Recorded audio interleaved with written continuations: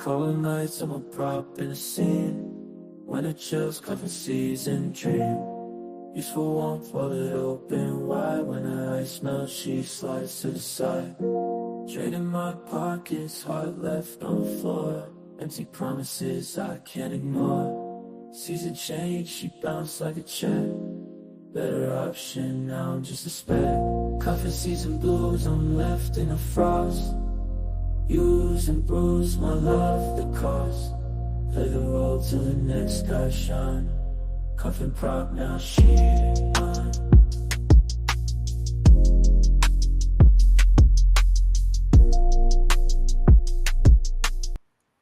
All right, enough of that. I don't want to listen to whiny music. We're Vikings.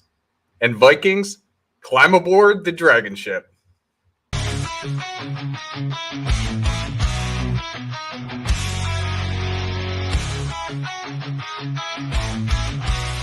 Through the white thunderstorms, we ride on the back of our truckers in a fearless stride. Sons of Thor, hearts made of fire, conquering lands, fueling our desires. Roaring engines and lightning in our eyes. United we stand, our strength won't compromise. From the east to the west, we sail, we roll.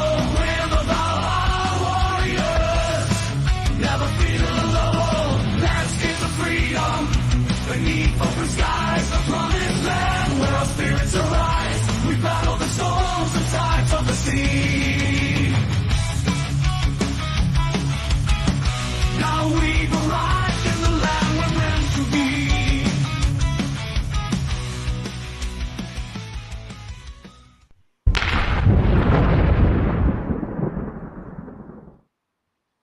It is that time of year again. Oh man, cuffing season. I always love talking about this topic, but I got my great Vikings here, full panel. We'll just go around the horn, just to start it off. AJ, how are you doing? I'm pretty sure you just finished your book. I finished the book. Pre-order for Kindle is live. I believe pre-order for paperback and hardcover comes out tomorrow or the next day. It will be released 1 week from today on Saturday. It is The Essential Skills of a Masculine Presence, Psychology, Emotions, How to Cultivate Emotional Durability. And I decided to start a second book last night while I was at work. Oh, I love it. I love it. I'm so excited to get that. Good stuff. Tarl, how are you? I'm doing good, man. Just living the dream, as they say. Yeah, and you were just showing us some you got like a merch shop or something? Yeah, I found out that I had one and just had to throw some logoing and stuff like that on it. So I'll drop that in chat if people want to take a gander. Yeah, it's pretty high quality stuff. That's pretty cool. All right, and we've got Kevin from Men of Now, my men's community, and also a good friend of mine. How's it going, everybody? Glad to be here today. Today's day 5 of Sober October, and it's going great. So I hope everybody else is doing well. Good stuff. And then Thor, how are you? You're on mute right now.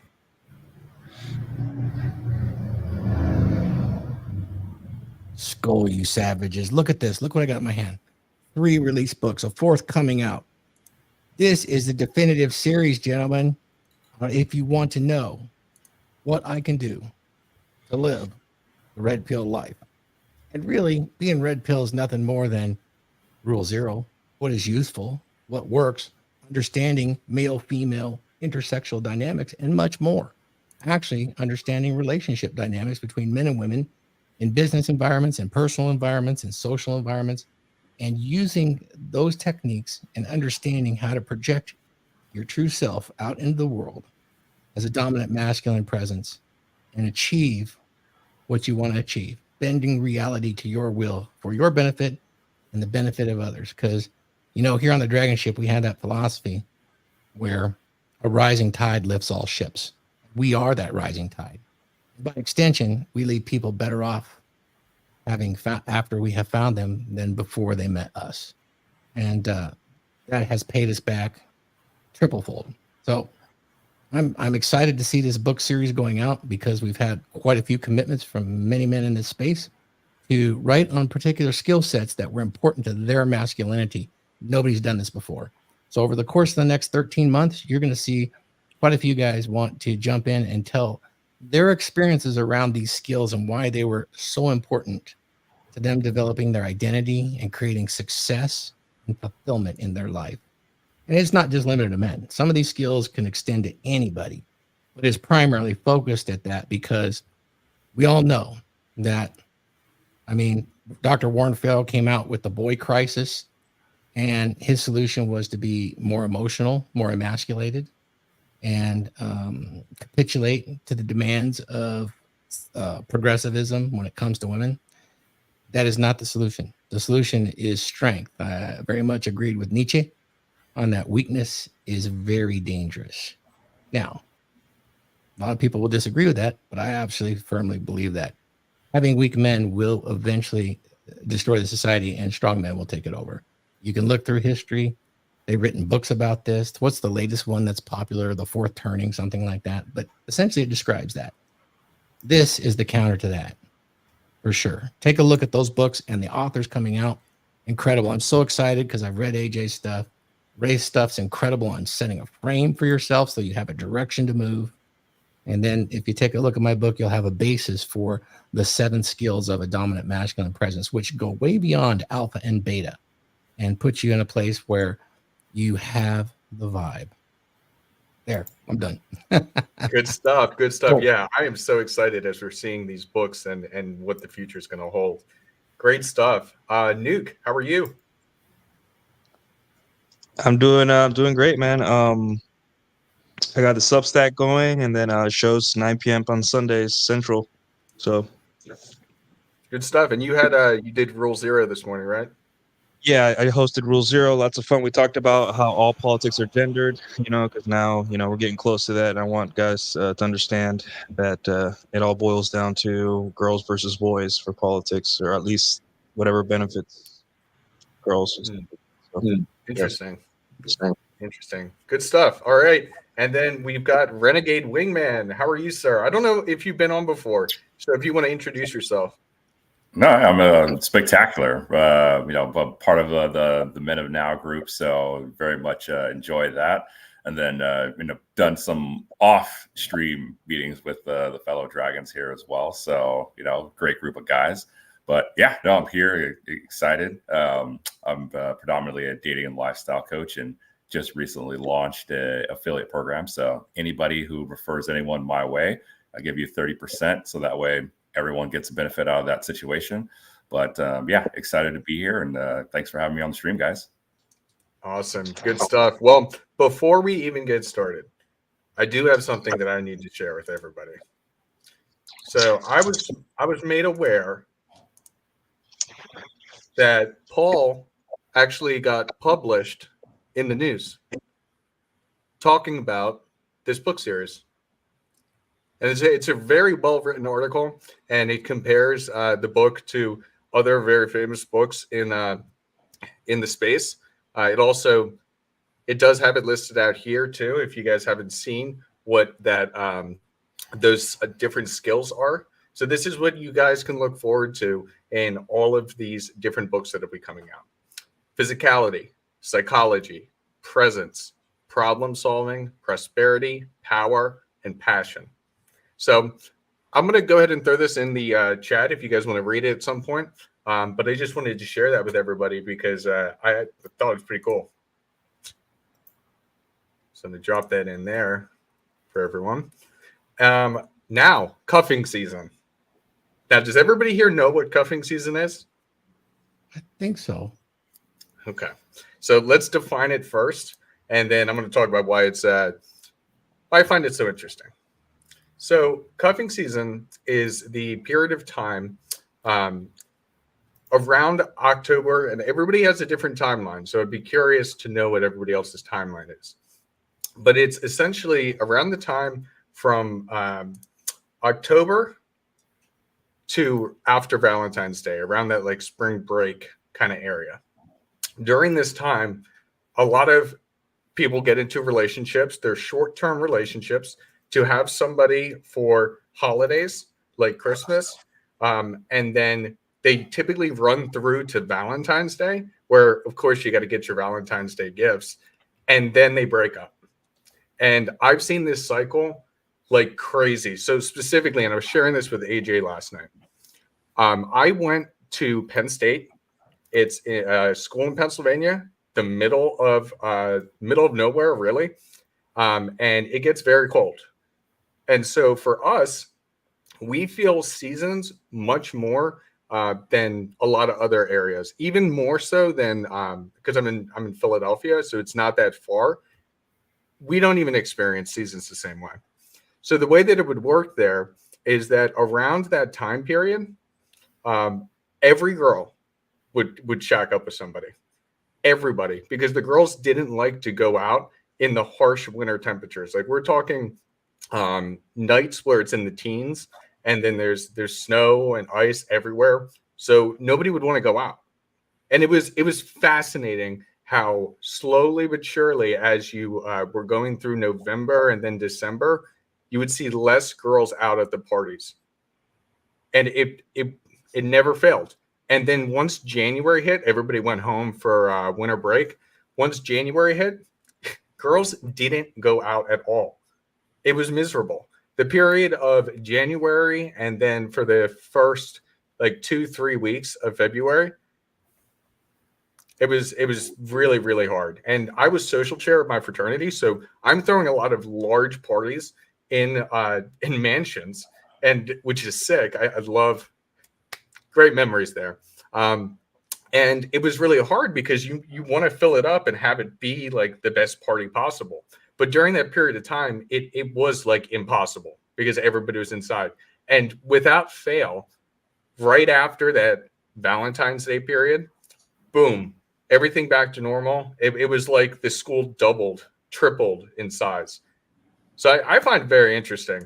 That's my definition of it, going from that October time period to around right after Valentine's Day, in between Valentine's Day and spring break, that girls just do it.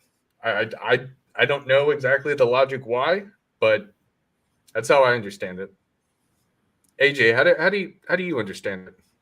So very similar timeline. Like right now we're in the start of it, and this is what I would call like the roster building part of it. Like they know that Halloween is going to be their last sloot night out, so they're trying to build the roster to figure out which guy they're going to bring, if they do bring a guy with them, in hopes to bag him for, say, Thanksgiving and Christmas.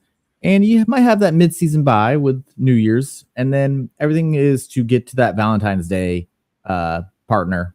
I'm going to use the word partner there, as much as I hate to. And in case that doesn't happen, because I'm predominantly an app user, working night shift and stuff, I've noticed that Halloween, New Year's, and Valentine's Day is the biggest uptick of single girls.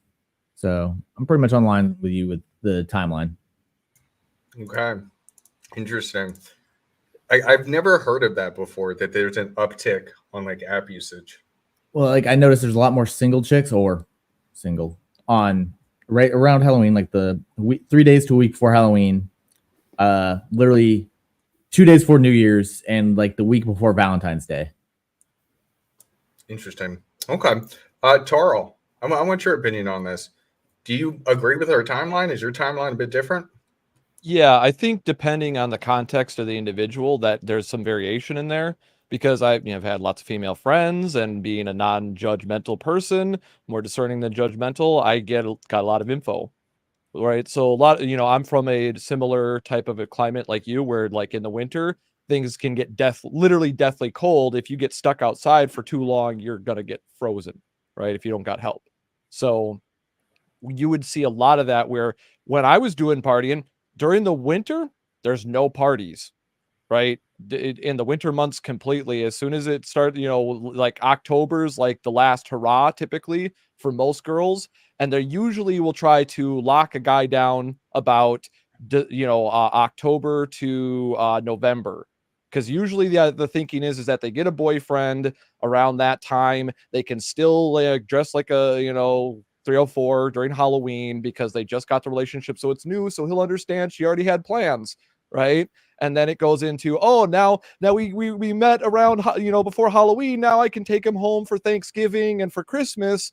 And then if things are going well, she'll ride it out maybe till hot girl summer, right? But otherwise, that it's usually, you can tell if the relationship's going to last a little bit longer if they make it to Valentine's Day, but usually it doesn't even make it to Valentine's Day. Usually they're looking for somebody else before Valentine's Day when things start to get nicer out again. That's the typical timeline that I typically saw. But there's also exceptions, because there are some girls that know that guys know about cuffing season. And so sometimes they'll be trying to lock a guy down. Like you see a lot of these college girls like getting interviewed and stuff like that. And they're out like dressed like they're going to Halloween, but it's like the middle of summer and they're half naked. They're more than half naked. They're damn near almost completely naked. I have a boyfriend. Just like that's one of those placeholder boyfriends that they've already pre-locked down that they know will tolerate her bullshit going into normal cuffing season. And then they have the quote plausible deniability to be like, well, no, it wasn't cuffing season. I wasn't desperate. But I digress. It's funny. It's funny that you say that it's like that like Valentine's Day and then like going towards hot girl summer. This is a graphic I've found. While I don't 100% agree with it, it is pretty accurate. And I thought it was funny because if you treat it like a sport, which I'll be honest, in college for my first 3 years actually, that's exactly what I did too. You've got your scouting. This is early, right at the beginning of that school year. Then drafting, you're seeing what's there, and then you're figuring out, okay, these are the ones I want to maybe pursue, and then tryouts, see if things work out. Then your preseason, where you're actually kind of in that relationship. Then the cuffing season, going home to see the family, meeting the families, like seeing if it's actually going to work as a relationship. That playoffs time, which is right there, like if it's her deciding or you deciding, are you going to break up before Valentine's Day? And then your championship game, Valentine's Day. And then spring break, from there until that March. I would see this more the April time frame. And then the cuffed or uncuffed is once you get to that summer point. If you're gonna actually stay in this relationship, or we begin the cycle again. So I thought that was a fun graphic. I don't know if you guys have ever seen that before. It was good. Okay. It seems to match up mostly. And going back to real quick evolutionary psychology type stuff, it's like the whole winter cycle, shack up for the winter and then look for new prospects in the springtime. Even Disney, right? Remember in the beginning of the Disney movie? Remember the seasons? I have no idea. I have no idea what you're talking about. The term Twitter pated, in the springtime, all the critters would get Twitter pated and looking for a mate. Even in the Disney movies, man.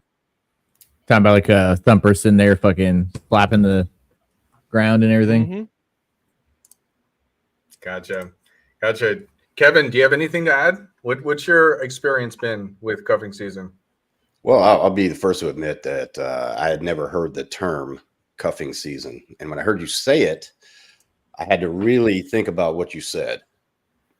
It was an F, not a CK, not cucking season, which I didn't think. But, I really thought about it. And somebody just mentioned hot girl summer.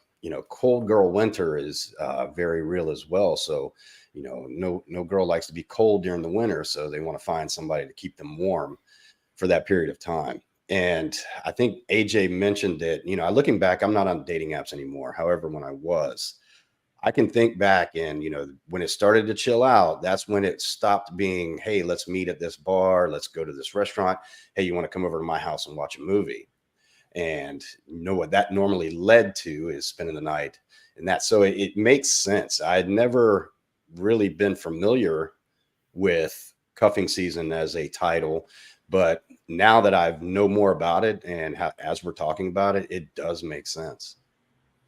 Yeah. It's a funny term for a very real thing that happens.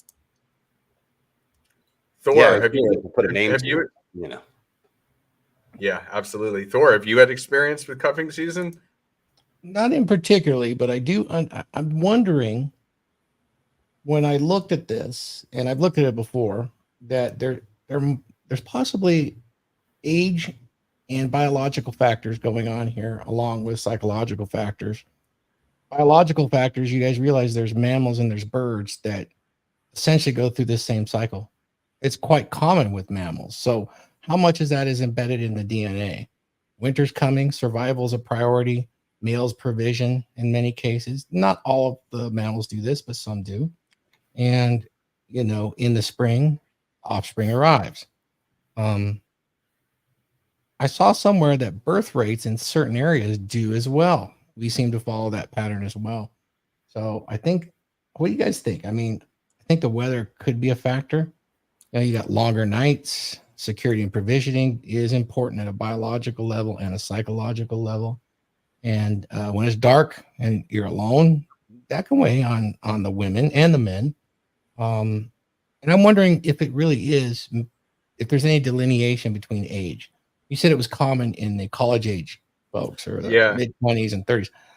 I'm not sure about that. I just had no idea. I like the idea of the short-term relationship thing. Hey, go test it out. Have fun with cuffing season. Try before you buy. Let's do the lease or the rent first. Let's don't do the lease to own. But that's very interesting that you're saying that with the seasons. I think it's just a natural cycle. And I know, like with us, I'm just thinking about how the girls would act in college. Like if you are coming home without a boy, then you've got everybody in your family asking like, oh, why don't you have a boyfriend? And especially if all of your girlfriends, because being a part of Greek life at Penn State, all the sororities, like you can imagine what that's like in the sisterhood mentality. And if all of your girlfriends have boyfriends, but you don't, that's big. You got to get a boyfriend. Yeah, I don't think that has to do with cuffing. I mean, it could do with cuffing season, but if you're the one gal that doesn't have the mate, the pressure from pre-selection, all of that's going to be so intense because of your communitarian nature to be a part of the group. That's going to be pretty intense. And unfortunately, there's probably bad relationships that come out of that pressure. Oh, yeah, for sure. All right, Nuke, let's move to you. What's been your experience with this? It's very real. Dating app activity tends to spike during these months. Women are, frantically preparing themselves for the winter months, but I think it's not so much chemical, like a lot of people are saying. I think it's just a reputation thing, right? Paying close attention to how women kind of act during the holidays. You see, like one of the questions they hate the most, especially like during Thanksgiving or Christmas dinner, is like, so when are you going to bring a guy home? Right. So getting into women's brains, their reputation is extremely important to them. So like if they're dating and all that stuff and they come up short, whereas now that a lot of the activities they're doing aren't like rooftop pool parties or going to the beach or traveling or something. It's like family stuff, right? Like pumpkin patches with her nephews, Christmas dinner, whatever, what have you. So she's going to have to show her family and her friends, hey, I have somebody, because that's how female hierarchy works, right? The more secure you are in your relationship, the higher status you have among your female friends, right? So if all her female friends are sitting at the Thanksgiving dinner table and she's alone, right? Something's wrong with her, right? I mean, obviously she's going to say there's not enough good men out there, blah, blah, blah. But, she needs to start thinking about a significant other because her reputation's on the line. And February 14th is that report card. Whereas, for us, it's like, whatever, it's just another day where we have to spend money on a girl we like. But for them, it's like a report card. It's like really a part of their psyche, how important it is to have someone. And then if they fail, they just cycle back right into, spring break, hot girl summer, and then rinse and repeat. So I think the biggest driver is their reputation and standing amongst their family and friends, which we underestimate as guys sometimes. So would Valentine's Day make or break a couple that's lasted that long, all the way to Valentine's Day? Valentine's Day is really commercial pressure. Yeah, it's a big statement day because if you're a guy, it's just like, do I even like this girl enough to, and then ultimately like the being posted in public too. There's the Christmas pictures. Like, if you think about it, a girl's going to be, girls are addicted to social media a little bit more than we do. We are addicted to as guys, but like they to a higher extent. And imagine scrolling through all your friends and it's just Christmas pictures in front of the Christmas tree, or like dinner, doing pumpkin patches and all the like, boyfriend stuff, and they're alone, right? And it's getting cold and they can't market themselves. There's no more pool parties. There's no more outdoorsy fun stuff, right? It's all you got to be inside, and it's just like they feel lonely, right? So it's like, they get shown every day how lonely they are because their friends, their family, and other people are doing the Christmas pics. They're getting Christmas cards in the mail, like, "Hey, Merry Christmas from the so and so's." So it's like that pressure. They receive a lot of external pressure to settle down, and that's why the heat is on. So yeah. Yeah, I would agree with you on that. I think it really is reputation. It's social pressure, and yeah, they don't want to be the odd one out, the ugly duckling or whatever. I'd also almost hypothesize like this time of year, going all the way from now to February, you're going to start seeing a lot of those girls on IG do soft launches. What do you mean? Yeah. So Rolo coined the term, or he might have got it from someone, but the first time I heard it was from Rolo, and it's where girls will post on their Instagram story, and it'll show like plate of or 2 plates of food, something like that, or maybe like an arm beside her, but it's not a full release of a boyfriend. Gotcha. In the same way that I've manipulated things by taking a picture of a girl's arm and putting it on my story to make other girls jealous. Exactly. Yeah, Rolo calls it a soft launch. I go with the hard launch. All right. Last but not least, Josh, Renegade Wingman. What's your opinion on this whole thing? I mean, I would definitely say cuffing season for sure is a real phenomenon. It's definitely more of a human seasonal type thing rather than one specific, just specifically relegated more to girls or to guys. Because I mean, if you really think about it, right, it's like during the spring and summertime where everybody's out and about and very festive, a lot of different events and stuff. And usually it's very weather permitted, right? Not a lot of places have weather kind of like we do here in Southern California, which is phenomenal and mitigates this a little bit. But, especially from the guy side of the view, right? If you've been out and about for, the spring and the summer months and you've been dating a bunch and having a good time or blast with it, when you get towards that end of the year, usually Q4, because there's a lot of business stuff that happens and due dates and things like that. So you tend to find there's a little bit more stress around that time period. You're a little bit more focused on that front, but also too, as mentioned before, when the holidays and things like that comes up, as a guy, it's nice and awesome when you have a cool lady friend that, you've been seeing for a little bit and you can, have those shared holiday experiences with, as well as, start to really formulate and bond that, hey, is this going to be my, future potential long-term scenario here where we might start doing the family thing with. So, it's a good trial run, I think, for both guys and girls to figure out, okay, is this person the type of person that we can build some type of, long-term future with? And I would say like this is definitely more so that time of the year where relationships get solidified for the longer haul. And so think of it instead of, being more of the, like, this is the safety net that people run to just for, I can get my Christmas photo or whatever. It's definitely more of the, hey, this is the trial run of, all right, are we good to go for the long term, or are we not good to go for the long term? And so that's really what this whole season kind of boils down to. So that's always been sort of my take on it. And so the relationships that weren't that solid or weren't like really meant to last for the long term, that gets kind of exposed a little bit during the season. And so that's why, a lot of people, break up and become single again during the springtime, where it's like, okay, we gave it that shot.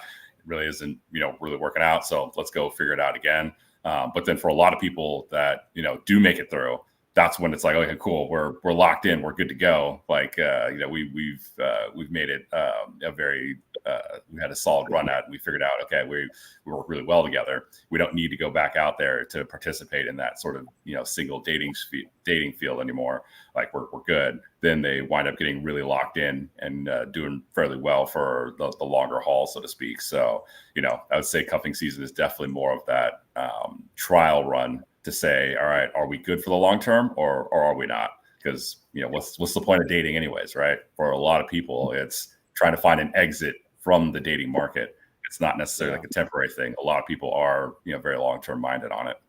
Well, that's why I'm glad Oh, Nuke that's brought up the interesting. point, because that was kind of the same thing that I was getting at with my anecdotal observations, was that it does have to do with social pressures, environmental pressures, not just like the dating pressures of the marketplace and whatnot. So there's not a one size fits all solution. There's variation in the actions that girls take with these influences, but understanding the compound effect and how a girl could be pushed. Once again, what's the point of the red pill? The praxeology of human behavior. And this is one of those human pattern behaviors, the cuffing season thing, and what guys need to be aware of. It's not like doom and gloom. Cuffing season can be a good thing, because if you're that guy, she's going to be happy to take you home to the family. She's going to be happy to stop doing all the 304 stuff and whatnot. And any guy that's got a girl really hooked on him will know this.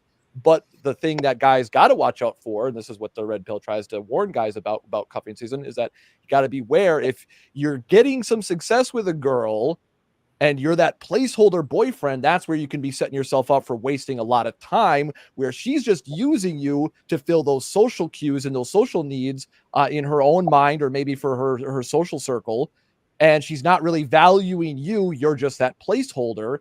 And that's where you might want to, be aware. And that's when you start considering, hey, maybe I should walk away and deal with a girl that actually wants me to come home to her family and will still be wanting to be with me even after Valentine's Day and into the spring when hot girl summer comes along. She wants to be with me rather than go and explore in the field. Well, that's an interesting point of view. I would ask the question, if this is age related, like I said before, is it common with the younger gals?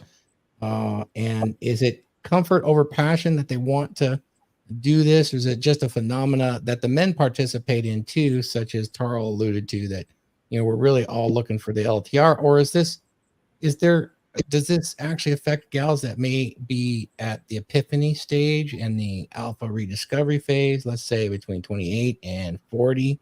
And if so, would enterprising studly men such as us create a business such as, cuffing season, rent a boyfriend? You could rent a boyfriend for the cuffing season and make it more pragmatic. I don't know if the women are pragmatic enough. Maybe the boss babes are, but certainly each of us could offer a different personality type that would be quite lucrative to a girl that only wants to project to family, friends, and social elements that this is who I got for the holidays, and put that up, Yeah, I would say, like, real quick on the idea of like the family get-togethers and stuff like that.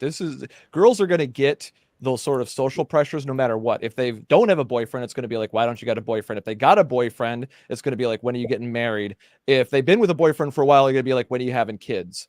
So girls get those sort of social pressures at a lot of these family get-togethers. They're damned if they do, damned if they don't. But And I if would they're definitely single- say that, Thor, yeah, you're correct, that I would say with younger girls that are looking to explore, not to being in non-committed relationships, right? Exploring the field, and men do this too. So in their wild oats, right? That's the idea, is that, yeah, people that are in that mindset are going to not necessarily be looking for the long term, the LTR, but human beings were always open to that possibility. Right. Because we're designed to more or less be that way. We've developed to basically go for like the winter thing, right? If two human beings are alone in a room long enough, they're going to want some, they're the only living creatures there. We're social creatures. That's why women are more influenced by a lot of these things, is because they're more social and they're more painfully aware of their own social status, where men can be a little bit more independent because we have to be, because nobody gives a shit. Well, Yeah, I got a lot to say there, but I want to go there. I wonder if Nuke could do on his show or on X. I'm looking at this, but it's kind of like I'm drawing correlations without having any of the quantitative data. And what I mean by that is, I'd sure like to ask some young women, maybe bring on a couple of field maidens on a special episode, or do something with Nuke, and then bring on a couple of them that are approaching that FOMO phase or epiphany phase, or after that, maybe in their late 30s, what their thoughts on that, and especially if they're single and they participate in this. It'd be interesting to ask them the questions, and very casually, of course, and then kind of glean what that insight would be. I just don't truly know. I'm actually drawing conclusions on things I don't have that solid data behind. Didn't you guys feel that way? I mean, Yeah. I can say from personal experience, back when last time I was single before this time, I was doing a lot of nightclub partying up in the Seattle area and during cuffing season, and that's when I got with my ex. But I noticed a lot of the chicks, if they were younger or if they were actually like older, they were just looking for that quick fling. But the girls in their epiphany age during this time were looking for the LTR material. interesting. I haven't validated that. I have no way. But then again, this is my own experience. Yeah, that's why I preface what I said is that I've had a lot of female friends and I listen to them. See, that's one of the things when you're not judgmental, girls will tell you all sorts of stuff about what they're thinking, feeling, and they want to, right? Yeah, As we always say in the absolutely. RP, talk less, listen more. And that's why I know a lot of what I do know is because I listen to my female friends, family members, and whatnot growing up, not just the guy's side, but, had women confide in me certain things about, frustrations with situations. So I just, note it in the brain. I'm like, okay, that's interesting. And this is going back like decade ago plus, a lot of this experience. Yeah, I Like, didn't want and to. it I all wanted to still get holds more true modern, today. but yeah, I definitely saw that training. Years ago, I trained NPC bikini competitors. Just up until the last, maybe 3.5 years ago, I stopped. But I could probably call and find out. But I would like to hear more relevant stuff because is it just social media that makes this cuffing season more relevant because the algorithm's putting it in our face, or has it always been like this? It's always been like this. That's why I want to bring up Thor. It's the chicken or the egg, right? Is it cuffing season because commercially we're shoveled in or we're like funneled in to do stuff like pumpkin patches instead of like going to the club or going to a rock concert? Or is it that we created a demand because people no longer wanted to go out as much and wanted to do more family oriented stuff? So I don't know. I don't Right? either. Me personally, as a guy, if you know a nice girl, like you're starting to settle down and you think, hey, this might, we might go the distance, right? This is a great opportunity to see what she's made of, right? Because now it's gonna be, like I said, more family oriented stuff, more, she's gonna want to stay inside more. So, is she cleaning up your apartment? Maybe is she making you some cookies? Is she bringing over candy or something like that? Like little trinkets, little actions that show you, hey, I'm on board. I want to be your girlfriend, or I want to be something serious. So for guys that are like already have something or starting to see something happen, right, with the chick, So this is a good opportunity. Yeah, to like look at her behavior, and it's going to be tough, right? Because a lot of girls are really good at, they don't even know themselves. They're just like, hey, this is a placeholder boyfriend, and they don't even know. But at the same time, just look at how she treats you. Are you having a good time? Is she doing the things that she's supposed to be doing? Or are you just the Insta boyfriend who shows up for the Christmas picture and then she goes back to hanging out with her friends or something like that? So, it just be absurd. Like, I don't have enough data to really, put that together. And then just having looked at the Sneeko and the Destiny stuff and all that stuff that's out there and occasionally picking that up off the logarithm, maybe we would find out if we asked. It's not actually cuffing season anymore. It's like somebody said before, maybe it's cucking season, gentlemen. Cucking season. But Nuke actually brings up a good point for guys to use as like put in their toolbox with this whole thing. Whether you're a makeshift boyfriend or not, maybe long term, if you are the guy that she chooses to take to the family, this is a good opportunity for you to see how she interacts with, say, her father, her relationship with her father, which is a big key indicator right there. How she is with her mother. Also, you meet her mother, you now know how she looks when she gets older. Oh yeah, that's true. More importantly, though, this is a prime opportunity for you to showcase how you as a guy, right, how you show up, and what you're offering, what you're providing, and bringing to the table here. So that's the big issue too, and challenge that a lot of guys have is that the average guy out there, right, usually isn't that good at the dating world. So when this type of seasonality comes up, and it's like, hey, I got a good shot. If you find yourself in that placeholder situation, you have to look at yourself and say, all right, well, why am I a placeholder? Why can I not, sustain these things for the longer term and the longer haul? Because, it's hard to blame girls, right, for options, right? If it's like, hey, if there's a better option that comes along, at the different season, there's reason for it. So it really is a good time for you as a guy to hunker down and say, okay, what is it that I'm offering? What can I provide? As well as, am I focused on, making sure that I am at present the best version of myself that's continuing to get better? Or am I just being a little bit lazy and slacking off and letting things slip because I feel that, okay, cool, everything's great and comfortable because we're locked in now, and then things start to drift. So, well, that's interesting. I would ask you this question. You mentioned something. Maybe me not so much, but you mentioned, am I the placeholder boyfriend? And I would ask the question of the man, why wouldn't you enter every single interaction with a woman as the placeholder boyfriend to recognize their nature? I mean, it's all temporary. I just, it kind of struck me as, is there a problem when you enter any kind of temporary or long-term relationship with that mentality? I think it's I'm the actually placeholder. safer. It's I do safer too. to It's enter. I do too. It's your reputation as a guy, because like if you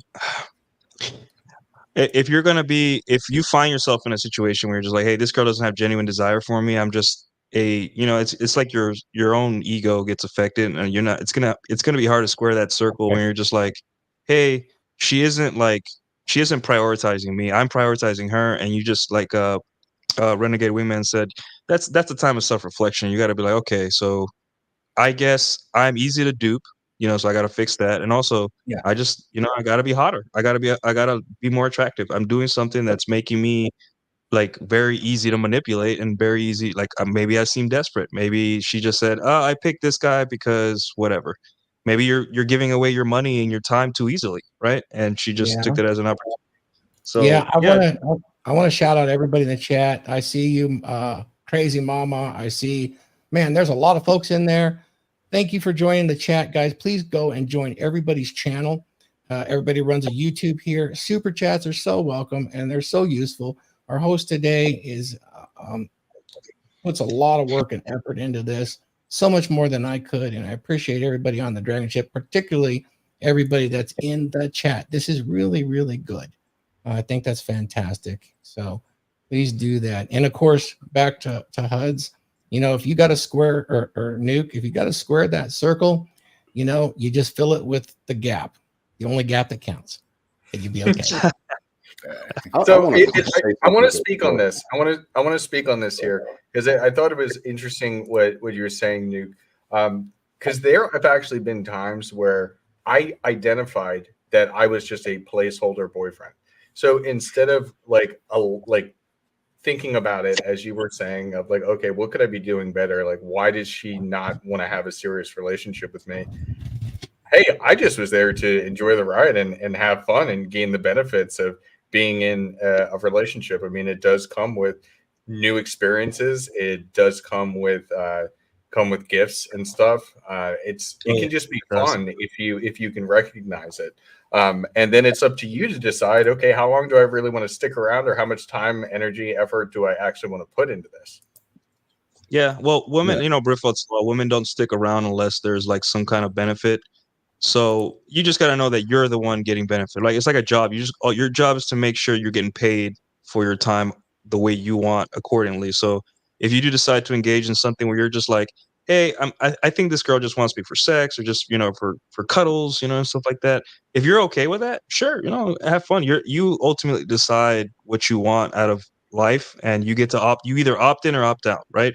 They'll choose your role for you. They'll be like, hey, do you want to take pictures of me at a pumpkin patch, have sex once in a while, and then maybe it'll fizz out, I don't care, and you're just like, yeah, I opt into that, so it's on you. I just say that, like, manage your expectations and realize, like, hey, like one day on Christmas a couple years ago, I got like $150 worth of gifts from a girl that I was casually seeing, right? And that takes discipline to look at that and be like, hey, this girl's not serious. She said she didn't want something serious, but she's doing everything that a serious girlfriend would do. So I had to be like, hey, like, I thank you for the gifts, but 2 days later she was gone. Like, she said, hey, I can't do this anymore. Maybe she found another guy or whatever.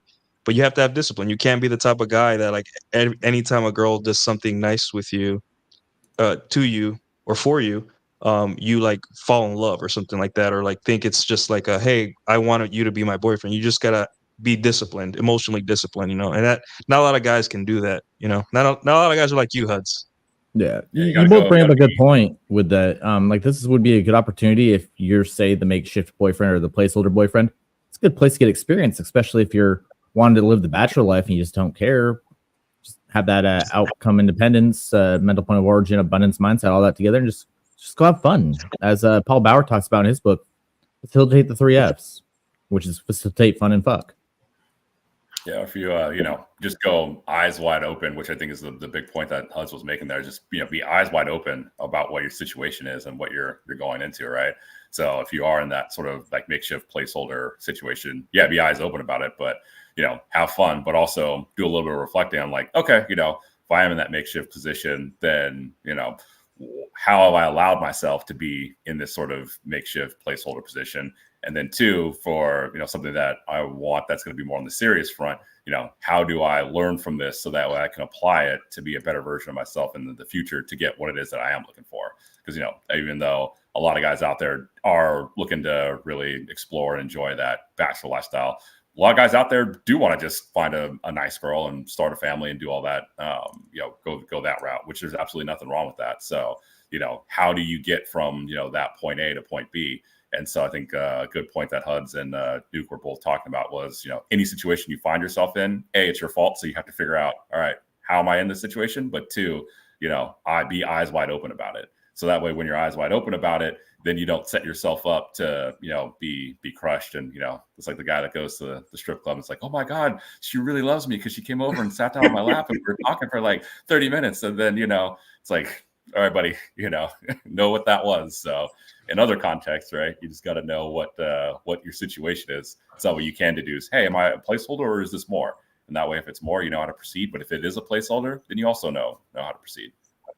Yeah. A lot of the placeholder guys, they lack self-awareness, so they don't even know they're the placeholders, though. Like any guy that could even recognize that he's a placeholder, he probably has at least the potential to not be that kind of guy and just hasn't fulfilled his, true ability yet.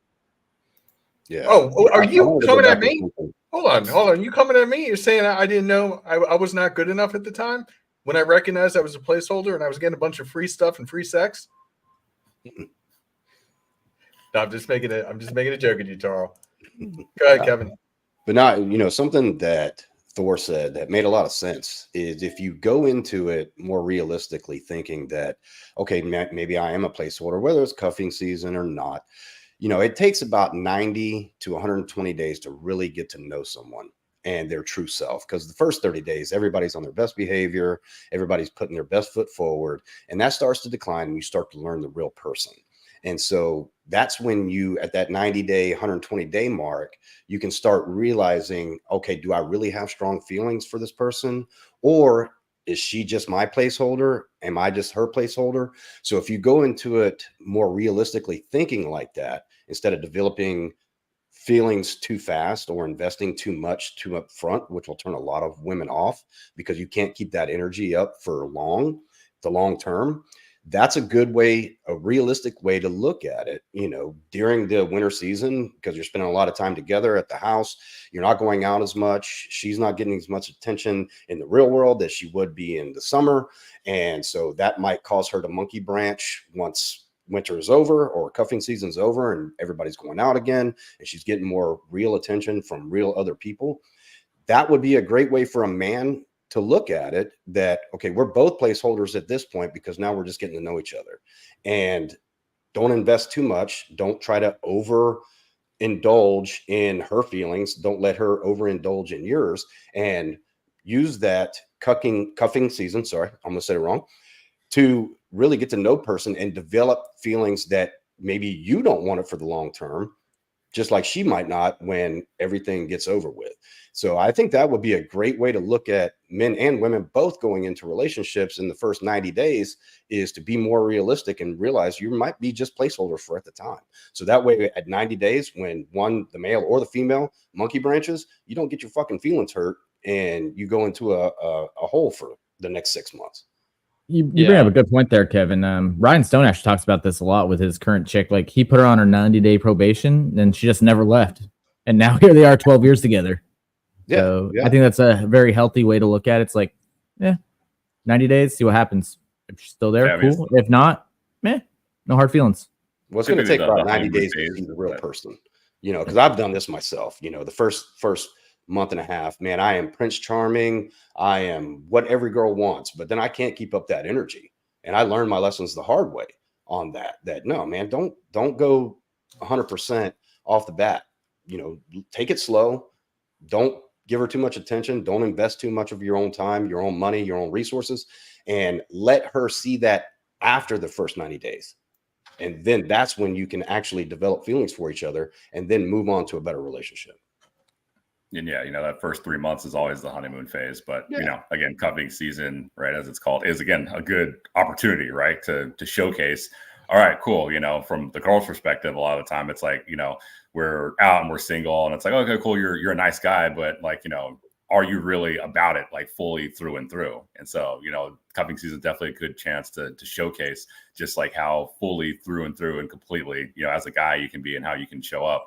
And, you know, from her perspective or from your perspective, it's also how you can get to know like the real her when, you know, it's like, hey, it's just you guys on a quiet evening and one of you sick, right? Or, you know, isn't necessarily like feeling your best or whatnot. So you get a real chance to see like how people are on the day in or day out, or, you know, both stressed because, you know, there's stuff going on at work or X, Y, and Z. So, you know, again, it's a really, really good opportunity to see like, hey, as a unit, can you guys go to battle together and become victorious? Or will you guys implode and all the infighting and stuff start happening? So it's a good opportunity, a good test run. So, you know, say like embrace it and use it for you know, a good challenge that could be.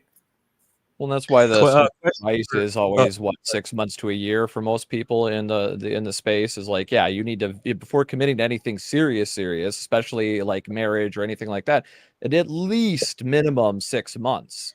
So you go. Yeah, let's talk, Tarl, let's talk about that. I want you to talk about that because I wanted to talk about that same exact thing. Let's do that after we acknowledge Siege D here. Appreciate you, brother, for the super chat. Can we give him a horn? Yeah.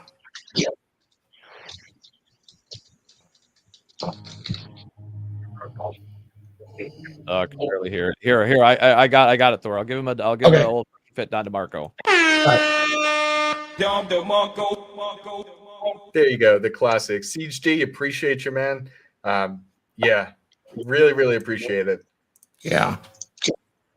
Now, if you don't want to become a placeholder boyfriend, you might want to read this book. Have you ever felt like something's holding you back in your relationships? Like you're always on the back foot, struggling to connect with women? You're not alone. Many men are taught to be weak, to defer, to play small around women by their upbringing, by society, by the very world that shaped them. But what if you could break free from the invisible chains that have held you back? What if you could rewrite the script, reprogram the paradigm that's been running your life? This is your chance to step into the man you were always meant to be. In The Essential Skills of a Masculine Presence, Psychology Paradigm by Paul Bauer, the first book in R.P. Thor's groundbreaking series, you'll learn how to understand and transform the paradigms that have shaped your life. You'll discover how to develop a dominant masculine presence, one that commands respect, inspires trust, and brings fulfillment to your relationships. Don't wait for life to change on its own. Take control. Order your copy of The Essential Skills of a Masculine Presence, Psychology Paradigm now on Amazon. Available in hardcover, paperback, or on Kindle. This is more than a book. It's your roadmap to a life of purpose, strength, and success. Make the decision today. Reprogram your life and step into the man you were meant to be. Good stuff. Good stuff. Now, Good book. Carl, it's time. It's time to get into this because I wanted to talk about that too. The 90 to 120 days to get to know somebody. I don't think you really get to know somebody until 8 months to a year. So, Charles, I want your opinion on this. Yeah, well, once again, the saying goes, familiarity breeds contempt, right? So over time, you're going to really find out if the person really has qualities or does things, you know, and you really find out who your real friends are when shit hits the fan, as the other saying goes, right? So these mental, like, little models that we have that have been going around for ages, they have that nugget of truth in them. You know, and that's why we say those sort of things, because yes, in order to really get to know a person, you do need usually at least a year, technically more for some people, because if nothing bad has happened within that year, you don't really know how the person's going to respond in a stressful situation. right? We always see this with various situations, like we talked about on the episode, like friends beefing and stuff like that, right? And going back to what we were talking about before, like even before you get to the vetting period, a lot of these guys have the issue where they don't know they're the placeholder, and even if they do, they still are struggling with the brain fart. Damn it, never mind. I just totally crashed my brain cells there, thinking too fast. I pulled a fresh thought too fast and tripped over my own thought. No, It'll come back. Yeah, so I really do think that, like, when we say like 90 to 120 days, I think that's you're still like I in every relationship I've ever been in, everybody has worn a mask for at least a year. And so you can hide a lot of things in those initial stages. And that's also, I think 90 to 120 days also can be a little bit dangerous, just because you could potentially be dealing with love bombing during that time and not really realize it. You think that she does have genuine interest and passion towards you. So I just personally, I think that it needs to be at least 6 months, but I would say it's got to be 8 months to a year. I really think and it also comes down to how much time you're spending together. Because if you're spending more time together, okay, sure, 90 days, 3 months, that can work. But if you're only seeing her like once a week, and that would be what? How many times you would see her in 90 days? That would be 12 times. I don't know if you can really make that pure decision off 12 meetups. Yeah. Then allow me to introduce a different way of seeing it. How about instead of like a time period or days, right? How about events, right? Like, how is she on your birthday? How is she on her birthday? How is she during a family death? Like, look at events, because that will tell you a lot about a person, right? Because going out to eat, I mean, yeah, food is good. You'll have a conversation and then you move on, right? But like during a funeral or a bad time where she has to go to the hospital because her grandmother's about to pass or something like that, you can see a lot about a person when they're under duress. So I think, yes, I think a time period is it's a pretty good idea, but also pay attention to like events in her life and how she handles it and all that stuff. One of the things that helped me decide I wanted to date a girl seriously was that her parents went on vacation, right? And she went and cooked and took care of her younger brothers, which were like 15 and 16, right? And spent a whole week with them, making sure that their homework was done on time and all that stuff. And I was like, yeah, I could wait another 100 days, but that was very impressive. I've never seen a woman like step up to take care of her family that way. So that was, I said, hey, let me cut off 30 days off the waiting, because that was good. That was good. I like what I saw, and it worked out until it didn't, right? But just a different way of thinking about it. Yeah, you got to use your your best judgment, right? Because there's so many quote unquote rules and whatnot, but in reality, like, use your best judgment. Again, all this stuff is really designed as a set of guidelines to help you incorporate into your own life. So if you're literally sitting there with a calendar and being like, okay, this is, day 86 of the 90 days, and then we're all good. It's like, all right, you're taking things a little bit too literally. So always, always, always just take all of this stuff and apply your own best judgment to it. And you're not always going to get it right. You'll make some mistakes, but you'll learn from them as well. But if you're, sitting there thinking everything we say is always a steadfast, hard rule that, you have to follow exactly to the T, and then it's going to guarantee you some outcome, well, then you're setting yourself up for some type of failure there as well. So use your best judgment, and again, take all these different tools and ideas and apply them to your personality, your situation, and your own individual circumstances. And this will really help guide you through. Versus, because for some guys, you're going to need a 120-day period, and other guys, maybe 60-day period or whatever. But don't always take everything like to the literal, like letter of the law. Use your best judgment and incorporate it into your situations and your scenarios. Yeah, one of the judgments that I was going to speak on before I crashed my brain cell there was that one of the mistakes that I see a lot of guys make is that they get involved with a girl and they ended up falling in lust rather than in love. They think they've fallen in love, they found the one, and that has to do with they don't understand that sometimes a girl's being nice to you just because She likes being around you for that time, and you gave her certain experiences, and she's genuinely being nice to you. But that doesn't mean she actually really likes you. And that's where I think a lot of guys still get it twisted. They don't understand how women tend to live in the moment, whereas guys will get invested, right? We have that, I'm loving idealistically, whereas women love opportunistically, as Rollo said. That's true. And you see it in these sort of relationships where guys, we make the joke all the time about, guy, all you need is one pee-pee touch and they're back on the plantation, right? And that's pretty much what it comes down to for a lot of guys, because they're so starved for positive female attention, because most guys don't know how to be socially calibrated to get positive female attention like that when they get it, they're shocked, awed, and they trip up. They end up not realizing, oh, I'm getting all this attention only because I did these things in these moments, and that's not real relationship equity that I can cash in. A lot of guys get that relationship equity fallacy in their head, thinking that they can somehow cash in, not remembering that the reward they got for that was that momentary niceness from the girl. So that's something that's very fleeting if you're not careful and don't understand your true frame and value in the contextual situation. Okay, I got one for you guys.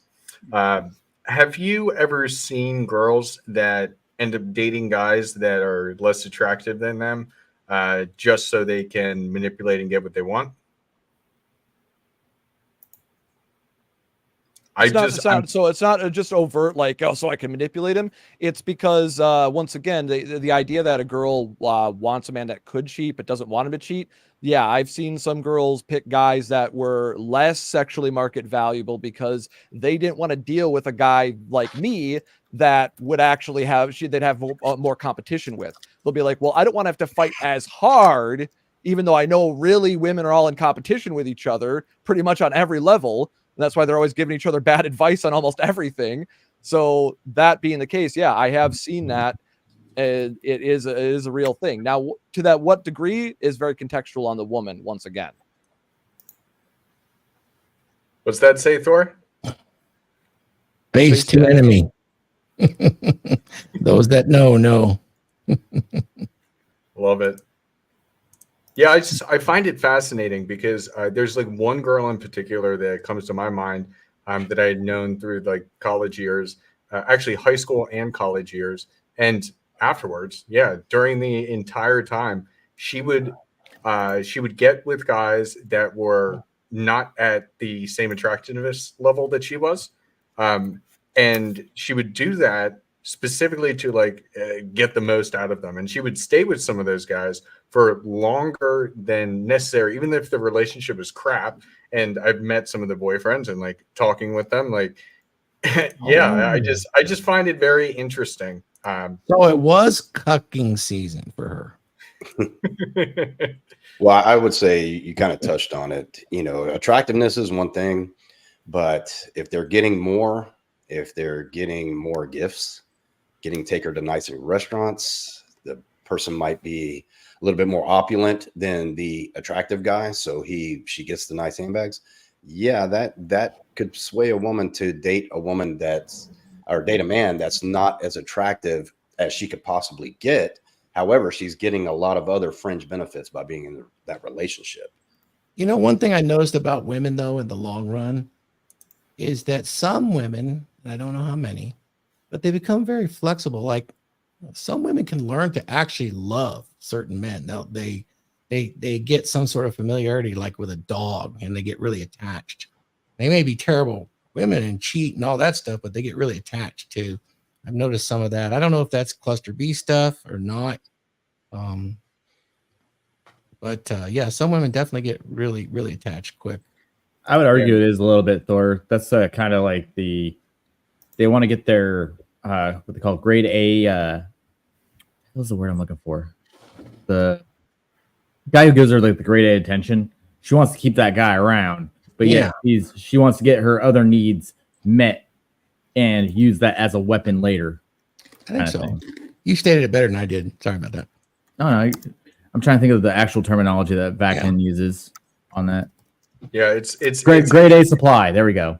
Okay. Yeah. Like the less attractive guy who's giving her like the Prada handbags and everything, he's giving her that grade A supply. Whereas fucking broke ass drug dealer Chad doesn't, but he fucks the living shit out of her, and she's literally every time she sleeps with the grade A supply, she is meant, as Paul Benjamin would say, Apex Mindset, she's mentally cucking grade A supply with Mr. Drug Dealer Chad.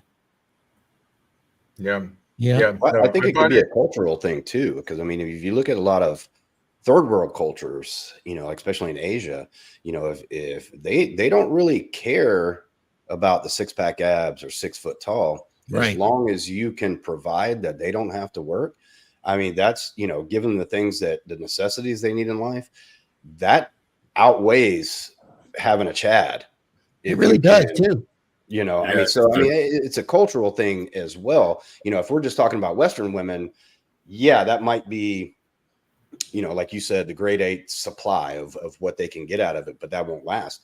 But an unattractive man can go to the Philippines or Thailand and meet a very traditional, not just on the red light district, and find a beautiful woman that if he shows her that he can give her the life that she's always wanted, she will fall in love with that guy and she will be loyal to him.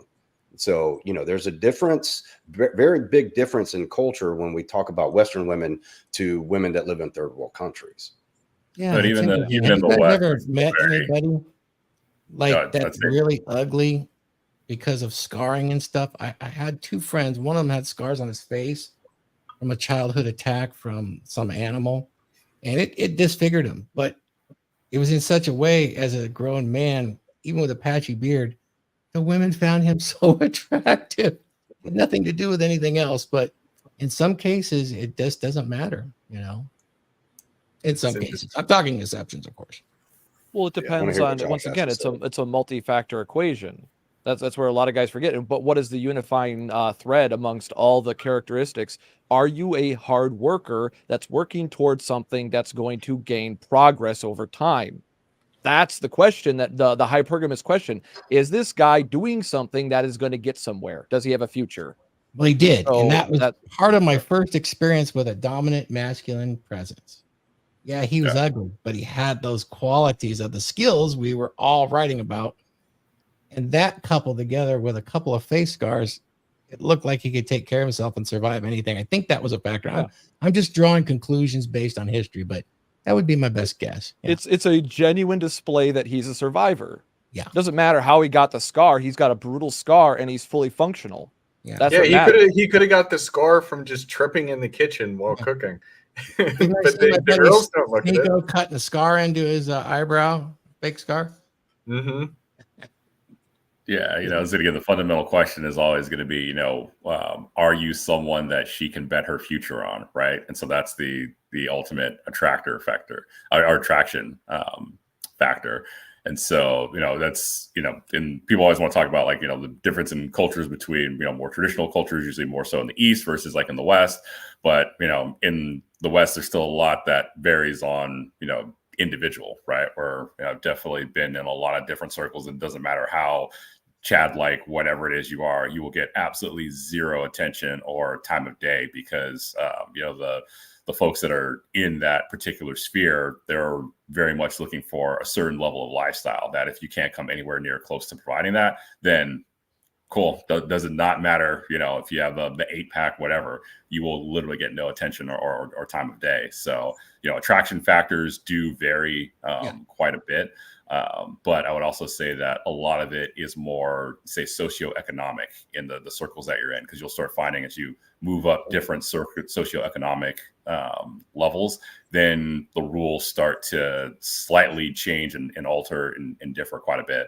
But to everyone's point earlier, the biggest question is, are you someone that can bet their future on? So my question back, would that indicate to you that the women would be much more willing to settle? We talk about settling, right? So they can find a mate. And since this is kind of a temporary thing, even though we alluded to it being more long-term, this cuffing season, would they be more willing to, in your experience, because I don't know, to settle for less, such as less good looks or this temporary condition? What are your experiences with that? Because that is exactly Thor. That's why when I think about cuffing season, they're just grabbing the nice guy, the good guy to bring home to the family, or just to sometimes they may just get the pretty boy just so their girlfriends see that they can get an attractive man. It really comes down to, I guess, what they value the most. But it really is, I always think of cuffing season as a very selfish thing. I don't think of it as a serious trial period for a relationship. It's more just like cyclical. And I've always thought of it as very much with the younger crowd, not so much like the older crowd. I feel like it kind of phases itself out. But yeah, there needs to be more data. And I would love to have some shield maidens on here. I think that would be a fantastic discussion to understand what their experience has been, if they've ever done something like that, if they'll be honest about it. 'Cause I know I've played in cuffing season before, so it would be interesting. Yeah, it's just a little bit unanswered there, but it's a good question. Because you hear them, they don't want to settle, not settling. But then they do. Actions, they're not never words. gonna. Yeah, that's what we say all the time in this space is judge what she does, not what she says. And obviously it goes back to the old maxim. It's not what you say, it's how you say it. That is for our side, that's true thing. But I say it's both. Just like your actions, it's not that you make money, it's how you spend the money too. Right? Those are key factors that she's going to be paying attention to in the back of her mind. And you should be paying attention to her as well. Like, what are her actual actions? And what do most women do? They will settle, but they're always going to aim high because they're fucking smart like that. They're socially calibrated. They understand that if I aim for the guy with 8 abs, maybe I'll get the guy with 6 or 4. Right? If I aim for the guy that makes $1 million a year, maybe I'll get the guy that gets $100 million a year. Or $100,000 a year. Like for them, I've seen a lot of girls. I literally overheard a conversation of this horse farm woman that I knew. She was teaching one of her students this, like, hey, don't shoot for a guy, don't say you're aiming for a guy, that makes, $50K a year. Aim for a guy that's making $150K a year. And then if you're aiming for that crowd, you might have to settle, but don't ever tell anybody that you're willing to settle. And she explained it as the same thing as business negotiations. You aim for a higher number than what you actually want. So when the negotiations are done, you actually get closer to the number you actually wanted. And that's how most women view long-term relationships that I've heard talk about this sort of stuff. And they're very calculated about it. But they're not going to often talk about this openly because the same reason why they're always going to bring the safe placeholder boyfriend home is they don't want to look bad or feel bad about looking bad. Because then, as Apex Mindset Paul talked about, then she's the bad chimp and she might get kicked out of the tribe. That's fascinating. I never thought about it that way. So Huds, your college story made me think about this question specifically for Nuke. Did you see cuffing season on the carrier? So I know submarine life was different for my time in the Navy. Say it again. Your mic was kind of hot. I was going to say, did you see cuffing season on the ship? Like, was there a version of cuffing season on the boat when you were in the Navy? Our cuffing season was like a month before we pulled in. Because a lot of the men were going to go back to their wives and girlfriends. I know that's not the great answer, right? Hold on. Tell me more about this. So when was that time period? Because you guys know what that means. I don't know when that is in the year. So when you're deployed, during the last month of deployment, people are starting to get more excited because you're going back home to American soil. You're happy. You start making plans before when you get back. And a lot of the women start realizing that the men are going to start forgetting them and go back to their wives or girlfriends or just in general, the playing field, right? So they start forgetting about the chicks on the ship. And it's very interesting to see that transition. It's pretty hilarious. I'm glad I never really dated anyone in the military. But I got to see it. I got front row seats to this. So maybe AJ, you were on a sub, but maybe you've heard stories. But yeah, it was just the cuffing season on the ship was like girls trying extra hard to like lock down men before we pulled in, because the minute we pulled in, they were gonna go be released back into the wild and have a normal dating life again. And they were gonna be an afterthought and all that stuff. So that was very interesting, and that's why I say like, I think women dictate the terms of relationships, and it's a testament to women's ability to choose when and where they want boyfriends. It may not be the exact guy they want, but if we pay attention to the language they use, like hot girl summer, and you define that as, hey, girls are going to places where they have the ability to take off most of their clothes, like a beach or a pool, and have fun, right? And as a guy, I'm totally for that. That's fun. And then they have cuffing season, which means cuffing, like putting someone in handcuffs, right? Meaning that they're trying to arrest the guy and put him under their custody, right? And we adopt these terms. Women made up these terms. Like, I don't know any of my guys that talk about cuffing season. That's a girl thing, right? But it's just pay attention to the language. Language is a very powerful. They cast spells.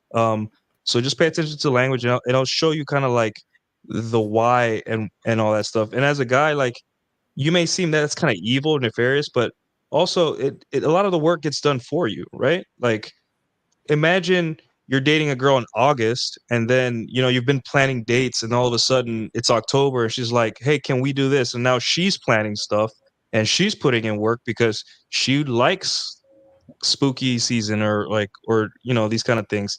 So now you're just like, okay, cool, she's showing effort too. But for the most part, it just shows you the power that women have. And that's why I don't believe when women say that they want to be in relationships, because they can so easily hop in one because of cuffing season. And I've seen it throughout my life. So yeah, those are my thoughts on that. Gotcha. Yeah. My time on the submarines is before they started letting women on board. So we were a little bit more weebish on our last month before we came back in, because Ohio class have 24 missile tubes. So 24 days left of the deployment, we would put up what we call tube girls. So whoever had like the nice porno mags, we'd take like centerfolds and stick them on each tube as the days counted down to pulling back in. Oh, nice. Yes. Good times. We called it tube days and tube girls. Submarine guys are weird. I believe we have a super chat. Yes, we do.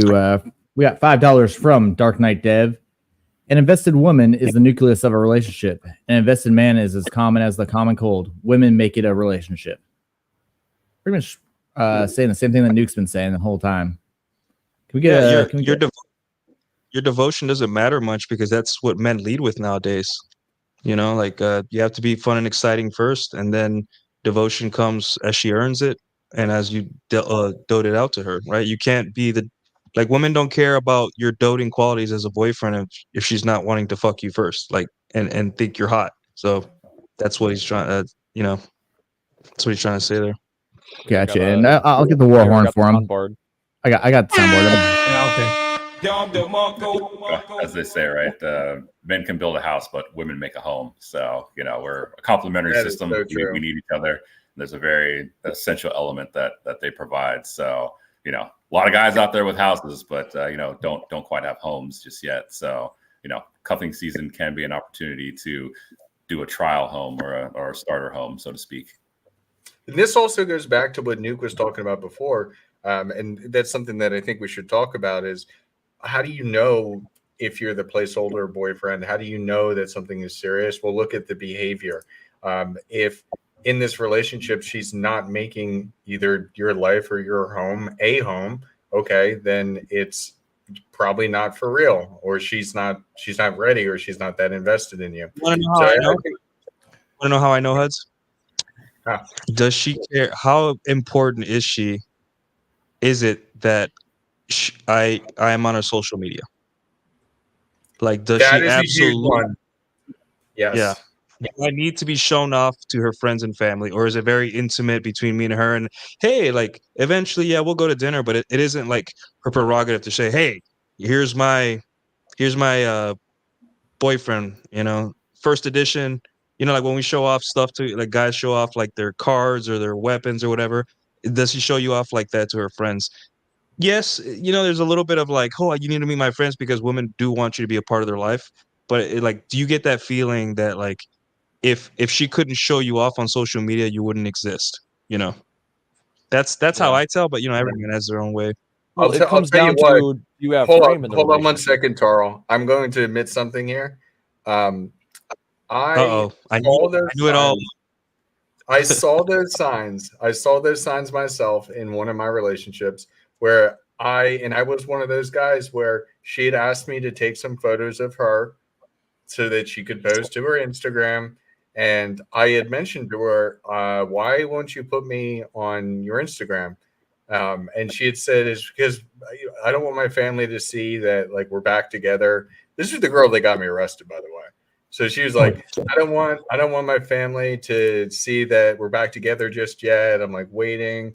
And that was just throwing flags in my head. Yet I didn't, I still kind of just went along with it. And yeah, she just up and left one day. So it's like, if that's a great sign. Like if your woman wants the world to know that she's with you, then that's a good relationship. It can go both ways as a red flag, because like the chick I dated before my ex did the same thing that you're talking about, Huds. Like we were together for like 2 years, never was on any of her social media posts. And then on the flip side, my last ex, everything had to have like 40 fucking photos taken before the one was selected for social media, whether it was with both of us, just her, just the fucking food, because of her and covert narcissism right there. Like I scroll through her camera roll and it'd be like 40 fucking of the same selfie. It's like, what the fuck? It's like, man, I'm just like, yeah, selfie, go. That's a fun experiment I never thought about. One way to kind of vet a woman is to ask to see her photo album. Don't look at her Snapchat. Yeah, don't be neurotic about it. Like don't look at her social media every day and be like, oh no, she posted me, and like don't be neurotic, right? But it's just like pay attention, but don't be neurotic. Like enjoy the ride, right? But also know what you are, because it's difficult. It's difficult sometimes in the beginning to tell. That's why I say big events in your life, whether it be hers or yours, like an easy way to tell a girl's really into you, when you get really sick next time, look how she acts. That's a good way to tell, if she's, because if it's like a girl that, like, is she risking her own health and her ability to work to come take care of you, or is she saying, no, just go to the doctor, I can't get sick, And it's just like when I had COVID, I had a girl like banging on the door saying, hey, let me take care of you. And I just said, I'm sorry, you have a grandmother you see a lot. So, how would I feel if she got sick because you got sick?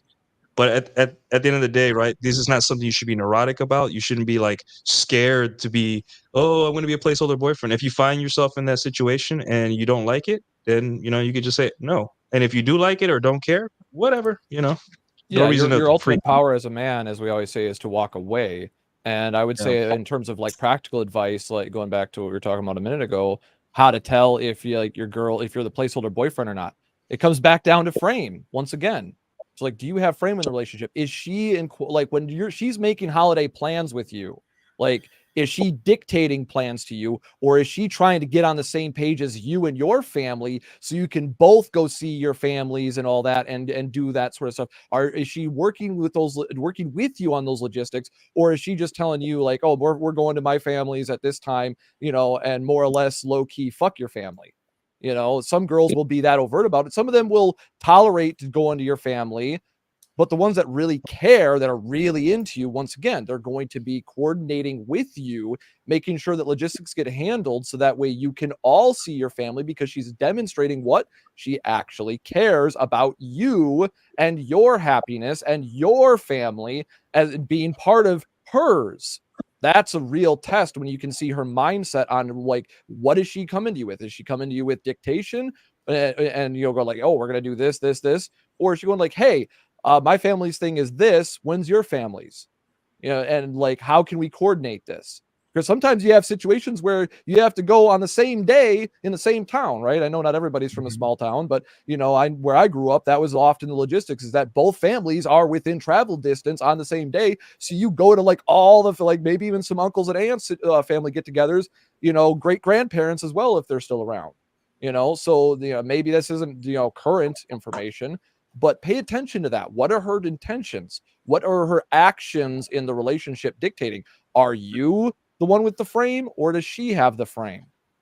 I think that's a really interesting point, because I've noticed that in my relationships, like the good relationships and like the relationship I have now, that's what I get. Like I don't get, this is what I'm doing on a holiday. I get this is what is offered on my side of the family. What is your family doing? How can we potentially, like, which one do you want to do? How do you want to do this? Do you want to see both? Or maybe we switch or we do, like, she's coming with plans. I think that's the biggest point. Coming with plans. Being accommodating. That's the key word you want to look for. She's trying to be accommodating to your life and prioritizing that to make sure that she's not going to upset you and ruin the relationship. Yeah. You know, I one thing too that a lot of men are not good at is being direct. Okay, so bingo, right there, Kevin. The cuffing season. Okay, if you're coming up to the end of cuffing season, whatever date that might be, and you're genuinely desiring this woman and you want it to continue, don't be afraid to ask her. How do you think that goes both ways, right, Kevin? Where do you want to take this? I want to be direct, be honest. Women love that, believe it or not, that if you ask them straight up, I am really developing feelings for you. I want to continue this relationship. And you don't have to mention cuffing season or anything like that. Where is your heart at? Where are your feelings at? How do you feel about continuing this relationship exclusively? You know, that's something we've never brought up. And AFCs out there are really good at just trying to say what they think they want to hear. But if you be direct, because it was brought up that, you know, women dictate the relationship and everything, and I disagree with that, because as men, we are the gatekeepers to the relationship. We're the ones that make it official. Then don't be afraid to be direct and tell them where your head's at, where your feelings are at, and where you want their feelings to be at. And if they're not there, then you can make a clean break. But don't draw it out to let her monkey branch when the attention starts coming back, because everybody's going to parties again. And then you get your feelings hurt. You know right then and there that where she wants to see the relationship in the next 6 months, and she knows where you want to see it in the next 6 months. Being direct is probably the best direction a man can take in a relationship. I would agree. Yeah, I will agree, but I'll give a little bit of pushback. I had a lot to say about that. I noticed even in our conversation that we actually veered in this conversation to indirect. And when you're looking at cuffing season, I just did some of the research here. It's about temporary relationships, yet we've steered it right into long-term for the majority of our conversation and are approaching it that way. And when we do that, we get into kind of indirect communication. I would think, as any of you guys that have lived through a cuffing season relationship that's temporary, what was the results when you're absolutely direct? You don't have to watch her actions to know if you're Mr. Temporary or if you're placeholder boyfriend. You can freaking ask her straight up. You can ask her, am I the placeholder boyfriend? Okay, cool. Let's go at it. Let's role play this. You'd be surprised how many women are open to direct communication and how easily even us guys right here that know revert back to indirect. It's just our lifelong habits. So I thought I would mention that and see what your experience is.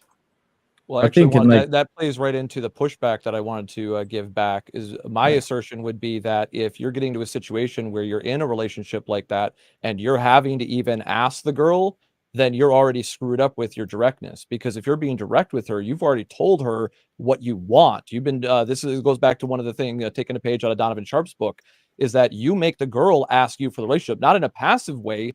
You know that she's going to angle for that relationship because you're that motherfucker. You're the guy being direct with her, telling her what you want every day. Like, hey, I want you to do this. I want you to do that, and giving her choices rather than ultimatums, like, hey, she just asks you, hey, can I go out to the club? You're just like, you can, but I won't be here when you get back. Sure. And that's the power of being able to walk away, is that you give her that choice. She has to choose, like, hey, do I want to go look for other guys, or do I want to stay here with this guy?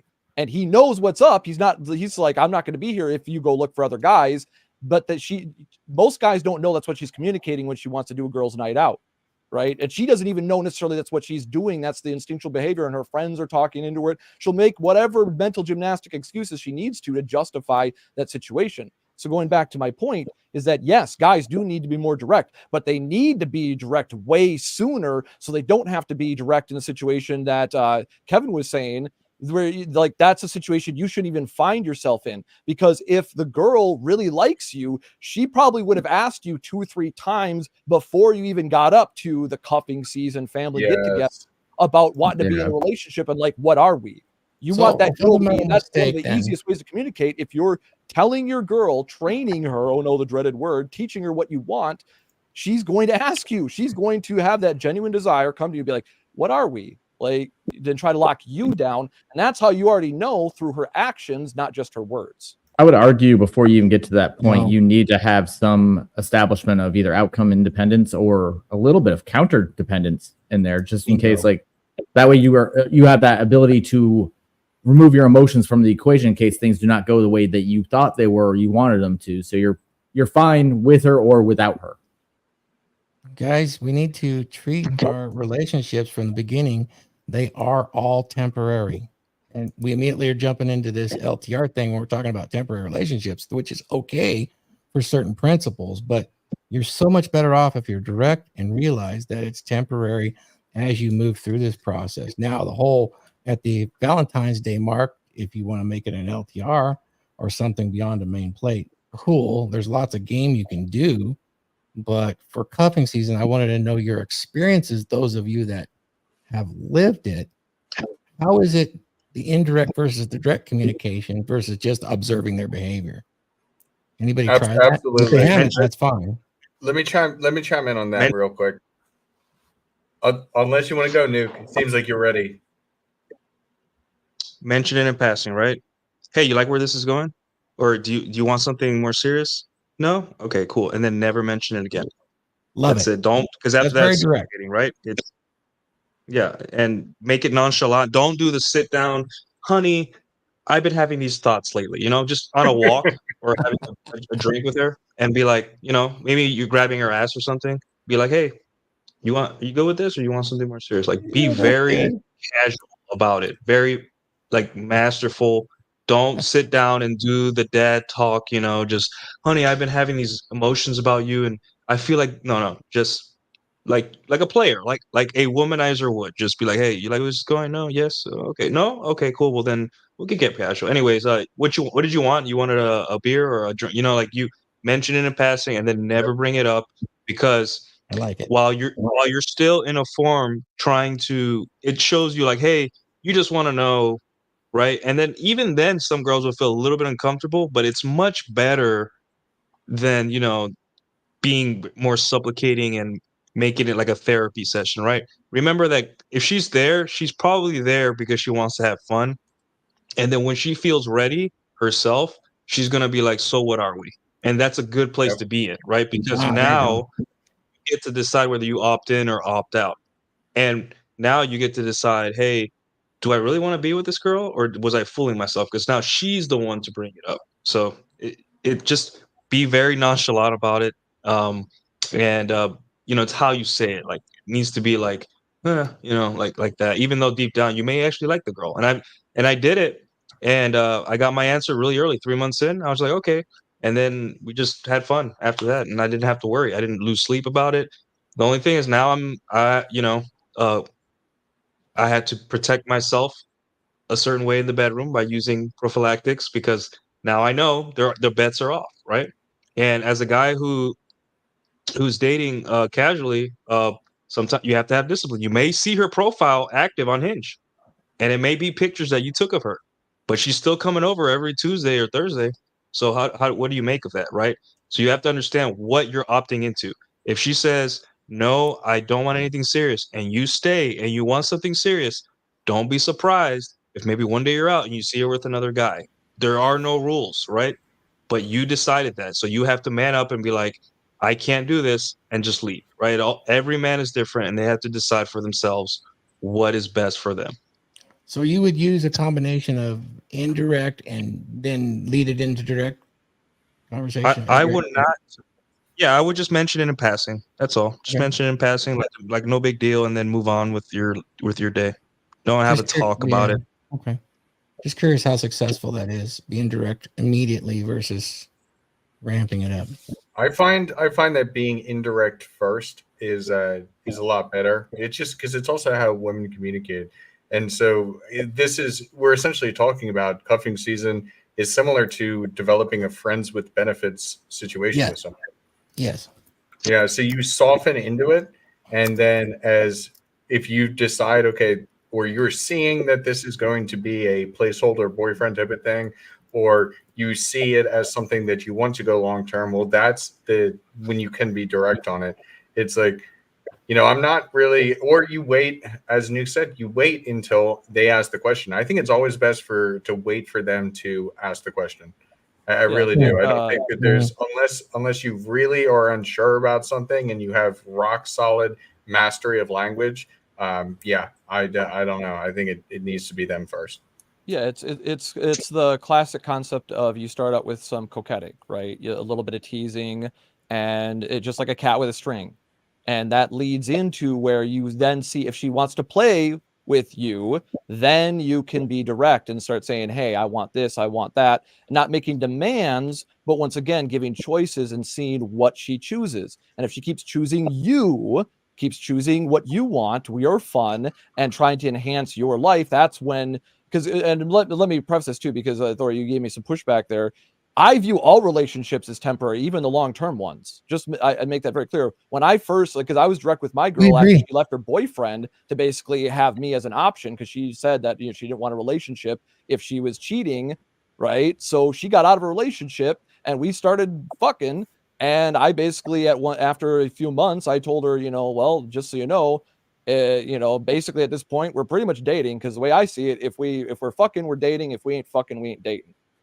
Right. That's the way that I look at it. So I guess I have a little bit of a different viewpoint on that maybe than some of the other. No, I think we're actually right aligned, because I actually view all relationships as temporary as well. All of them, including my LTRs. And that's the way that I look at it, because that allows me to maintain that outcome independence from the relationship.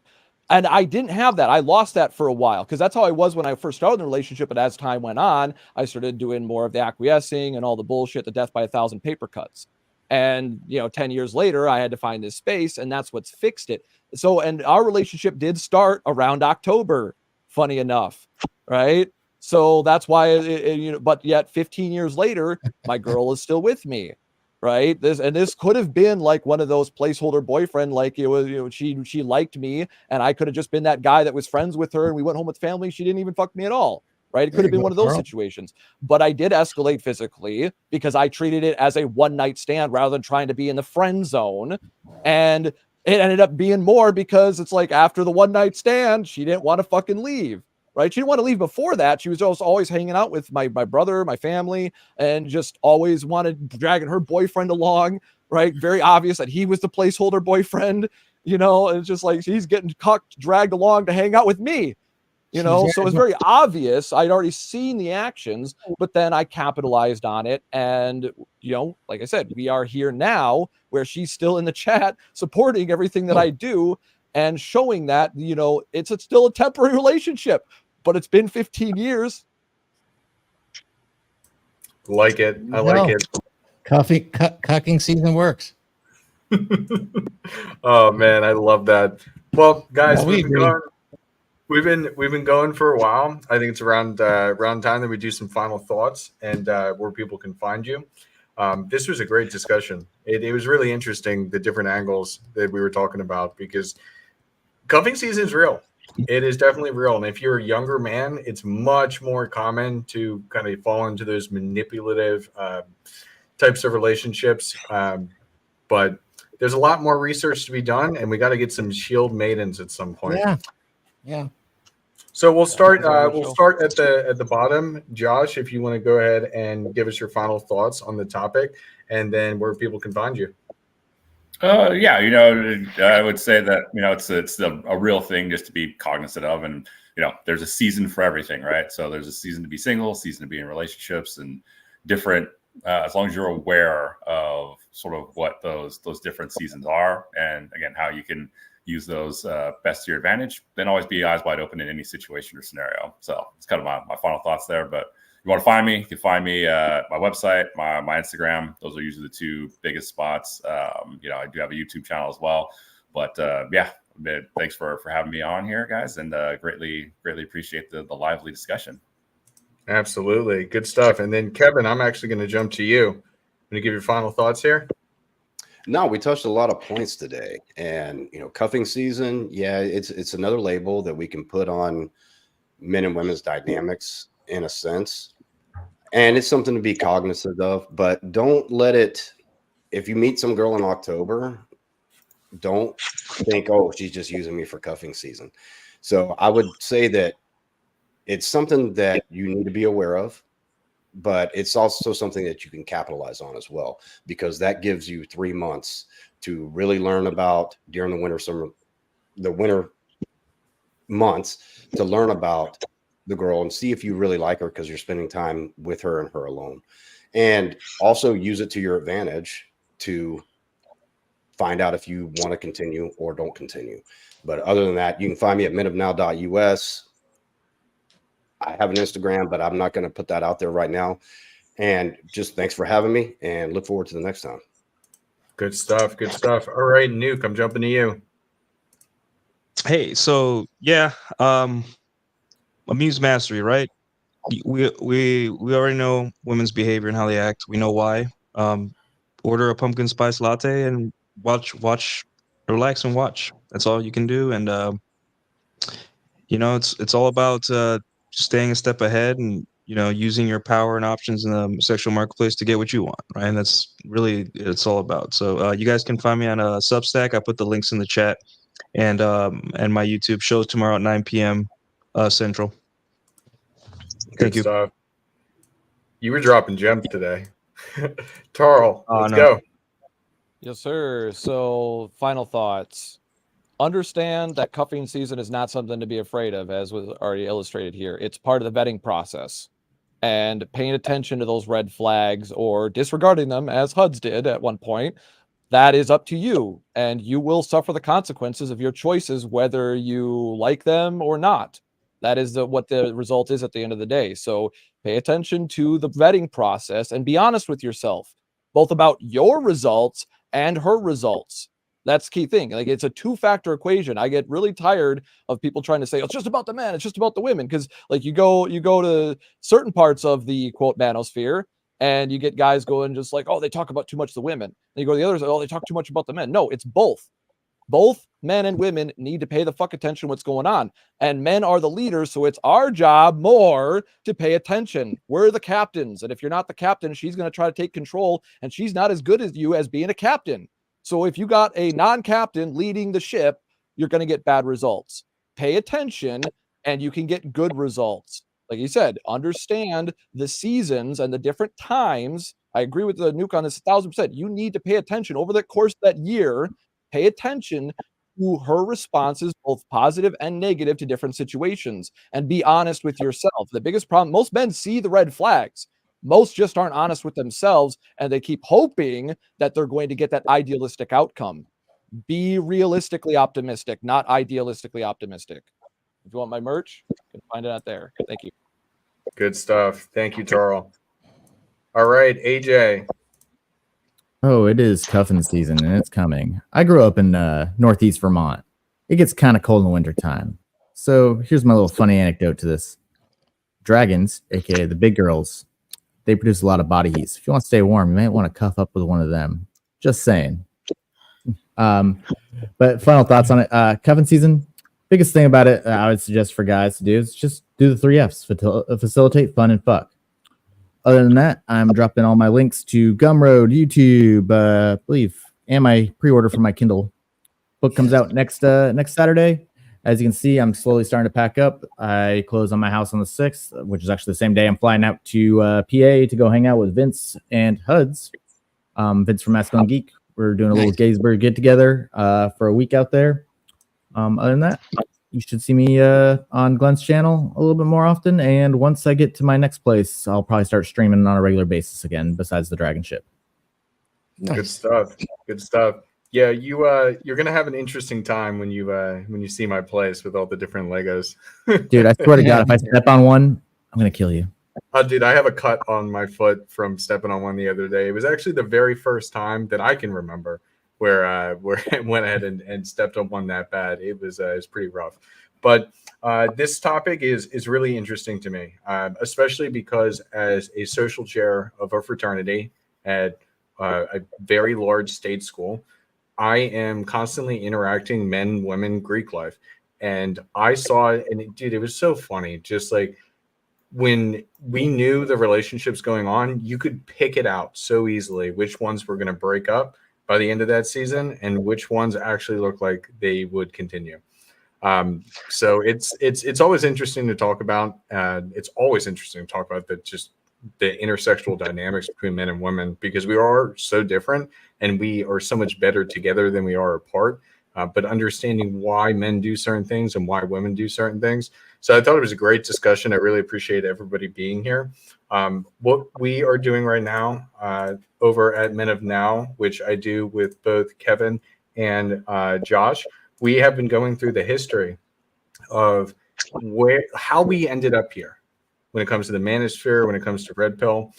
We've been documenting that series, and we just did a great episode on the 21 convention, which was one of the first large conventions that we had where it was one of the first times, instead of being keyboard warriors, men could actually come together, listen to these speakers, like putting face to names, and just bond. And there's actually a really, really cool bonding experience coming up called the CME, the Conference of Masculine Excellence, being put on by Donovan Sharp. And I'm pretty sure Thor is going to be heading out there. I will. So definitely look at this type of stuff, guys. But yeah, if you have any other questions, you want to reach me directly, best way to do so is right there on Instagram at thehudsman. Happy to help with minor questions, or we could schedule consults, or if you want to become a part of my community, best way to do so. All right, Thor, I'm going to send it to you, and then I'll send this out. Okay, sounds good, guys. I just dropped in the chat my gift to everybody in the chat right now, which is a free chapter of my book in audio format. The code is in the advertisement. Please come check it out. Chapter 4, you will understand the skill sets of a dominant masculine presence. And I think it will make a difference. If you want to go get that, that's for you for free. Really, I dropped my links in the chat. All of that's great. I love what we were talking about today. I love the stories, guys. I'm thinking maybe there's a part 2. Not cuffing season, because cuffing season for me is kind of new and I didn't really fully understand it, but I do understand coupling season, which is year round. There is no bag limit, and you can just participate anytime you want in coupling season. So maybe that's part 2. I like that. All I got, buddy. Back to you. All right, good stuff. Well, from here, we'll go ahead and send us out with Thor's book, which is the framework of everything that we're going to have with these additional books. And if you guys want to check that out, Thor shared some links in the chat. But until next time, see you later, dragons. Have you ever felt like you're fading into the background? Like the world doesn't want you to stand out, to be strong, to be masculine? You're not imagining it. For decades, society has been reshaping the role of men, leaving many feeling lost and disconnected. It's time to change the narrative. In A Dominant Masculine Presence by R.P. Thor, discover the path to reclaim your strength, your confidence, and your identity as a man. This isn't about fitting into a stereotype. It's about embracing your natural traits and honing them into a powerful presence. Learn the 7 skills that every man needs to lead with authority, read body language, and control his emotions. R.P. Thor breaks it down with clear examples and practical advice to help you transform your life. It's time to stop apologizing for who you are. It's time to lead with pride and courage. A Dominant Masculine Presence gives you the tools to do just that. Get A Dominant Masculine Presence by R.P. Thor on Amazon or listen on Audible. Don't let society dictate who you should be. Claim your strength and redefine your future.